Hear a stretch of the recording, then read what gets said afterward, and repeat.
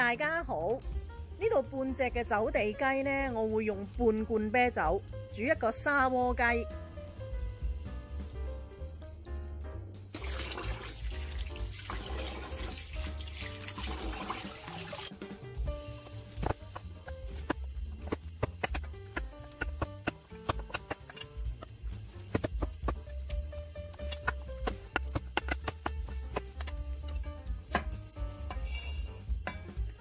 我呢度有啲蒜頭切粒，薑都係切粒。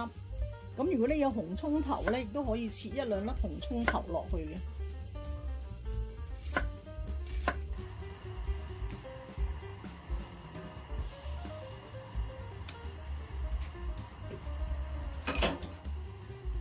爆一爆呢個薑粒同埋蒜粒。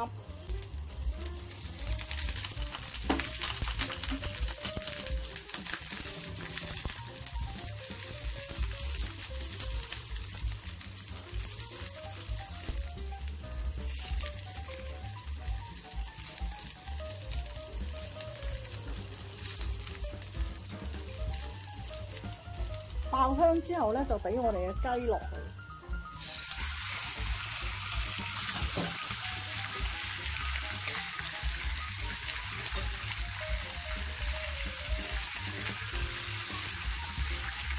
俾半罐嘅啤酒。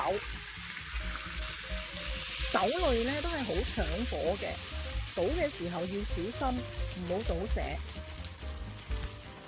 少少蠔油。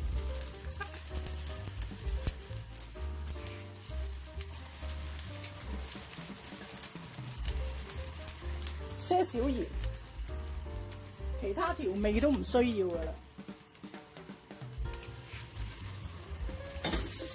轉去中小火煮去8分鐘。